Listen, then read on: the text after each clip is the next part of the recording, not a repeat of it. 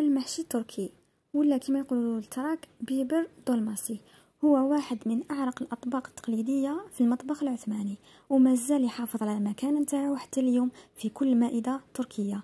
هذه الاكله تشتهر بتوازنها بين البساطه والذوق الرفيع.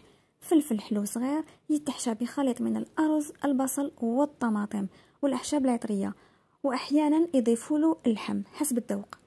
يطيب على نار هادئة مع صلصة خفيفة باش تتداخل النكهات وتمد لنا ذوق رائع. ويقدم إما سخون مع اللبن الطبيعي ولا بارد كمقبل فاخر. وصفة تجمع بين الأصالة، الصحة والذوق الرفيع. تابعوا الفيديو باش تكتشفوا طريقة تحضيره خطوة بخطوة، لكن بطريقتي بواش عندي أنا في الدار. جبت نص كاس روز، شللته 3 فوا، درته في الماء يغلي مع شوية ملح. طاب لي نص طياب، صفيته وخليته بجهه. جبت الفلفل تاعي شللته مليح، من بعد بديت نحيلو في الشابو تاعو ونحيلو في زريعه. وكي كملت نحيت لهم الشابو والزريعه، زدت شللته مليح باش ما نخلي حتى حبه زريعه فيه.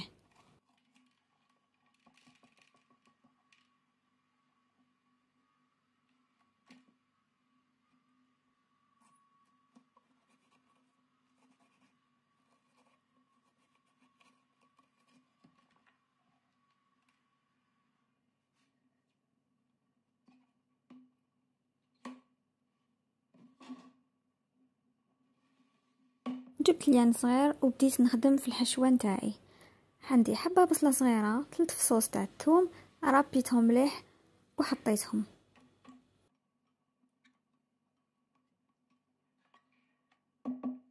وزدت لهم دنداشي كان عندي.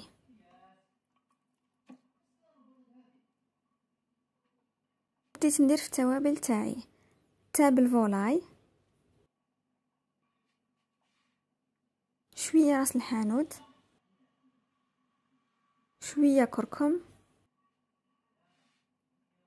شويه زنجبيل، شويه تاع فلفل الكحل والكمون، العكري حلو او البابريكا. ونجيب الروز تاعي اللي صفيته مور مغلى وطاب لي نص طياب وشويه ملح.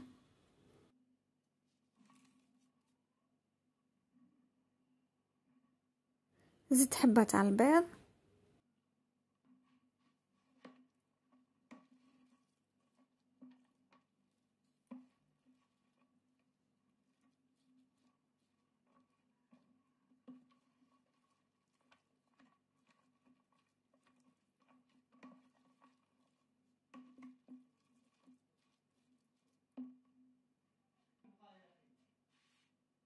وملعقه صغيره طماطم وصباره. نخلط مليح بيدي باش يدخلوا المكونات فيما بعضهم. دو بريفيرونس تخلطوا بيدكم.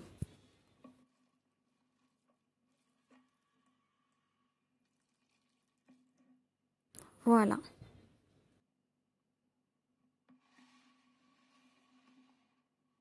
والان نروح نملح الفلفل تاعي بأون باسيت سال باش ما يجيناش صامت، ونبدا نحشي الفلفل حبه بحبه. وما تعمروش الحبه تاعكم تاع الفلفل بالحشوه باش كي يزيد يطيب الروز ما يخرجش من الحبه تاعكم.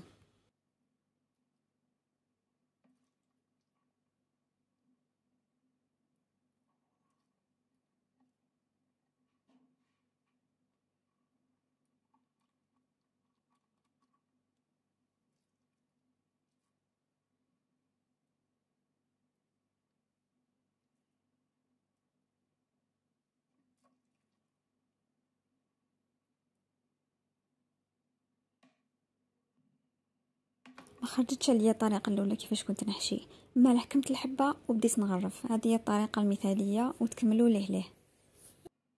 هنا بعد ما كملت حشيت كامل الحبات تاوعي، شوفوا هذاك الشكل. والان انا رحت قليت الفلفل تاعي حبه بحبه، وفي الوقت اللي راهو يتقلى الفلفل تاعي رحت حضرت الصلصه اللي فيها نفس التوابل اللي درتهم في الحشو: عكري، فلفل الكحل، كمون، زنجبيل، كركم، وتابل الفولاي، المهم وشويه ملح وشويه راس الحانوت. زدت لها 2 ملعق صغار تاع طماطم مصبره وعمرت الكاس بالماء.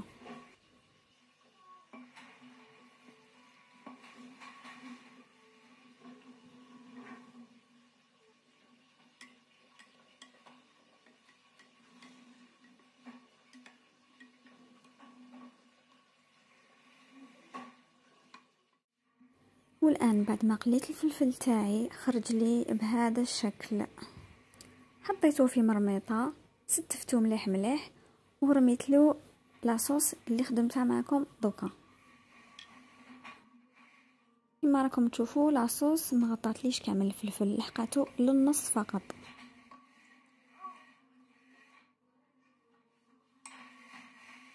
نعاد نرجع المرميطه فوق النار هاديه ونغطيها، خليها تتجمر براحتها.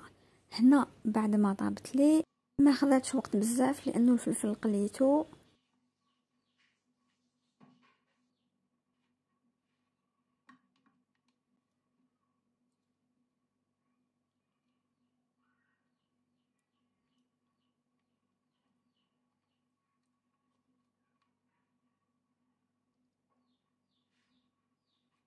قولوا لي واش رايكم؟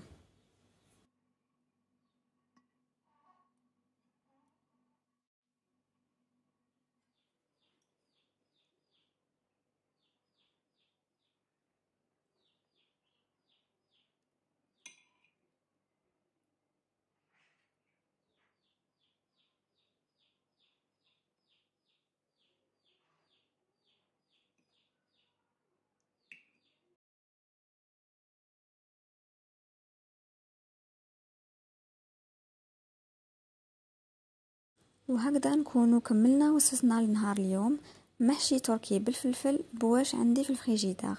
أكلة بسيطة في مكوناتها لكن غنية بنكهاتها. إذا جربتوها من قبل شاركوني آراءكم في التعليقات، وما تنساوش تخلوا الجيم وتشتركوا في القناة باش يوصلكم جديد إن شاء الله.